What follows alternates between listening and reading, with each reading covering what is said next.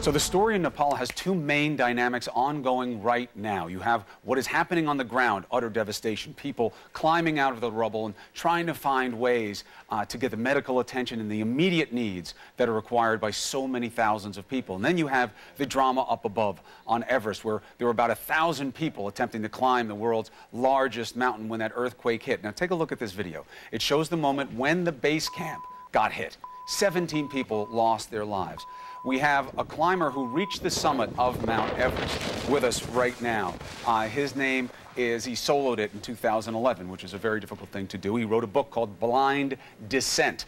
His name is Brian Dickinson, and he's going to talk to us about what it is like on that mountain right now and what the chances are going forward. Also, we have representatives from Save the Children, one of the largest aid groups on the ground there. Brad Kerner, Public Health Director, he's joining us from Nepal, and Gary Shea, he's the Senior Director of Humanitarian Operation, and he's with me here in the studio.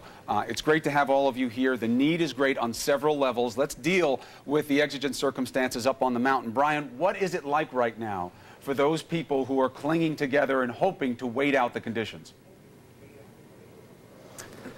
Yeah, on Everest, it's difficult because this isn't anything anyone asked for. These are climbers, they have goals, so you can see they have this drive to climb the highest mountain in the world. And then out of nowhere, you know, this massive tragedy hits. And unlike last year, which was very tragic when 16 Sherpa lost their lives, that was an isolated incident.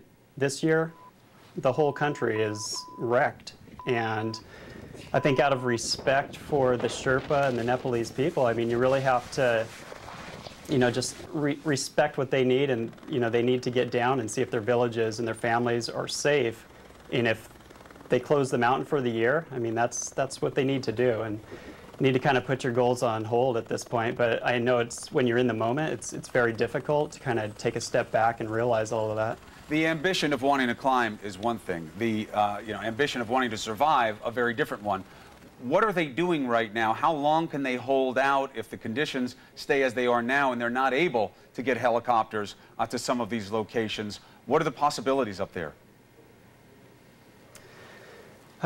So I heard today they are bringing a lot of people down from the higher camps, which is great. But it's very difficult. It's above 20,000 feet, and if weather's not perfect, if the pilots aren't feeling it that day, I mean, you can only stay up there so long, so you really have to take advantage of the weather windows.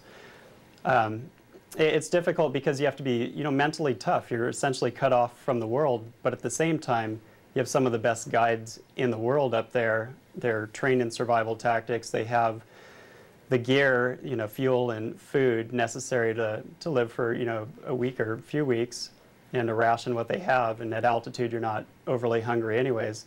But at the same time, you just have to, you know, keep your morale up and just, you know, have faith that you're going to be rescued, you'll be, you know, brought back down, and then you kind of evaluate when you're back at base camp. Well, I'll tell you, you know you're in a dire situation when being stranded on Everest isn't the worst set of possibilities for something going on.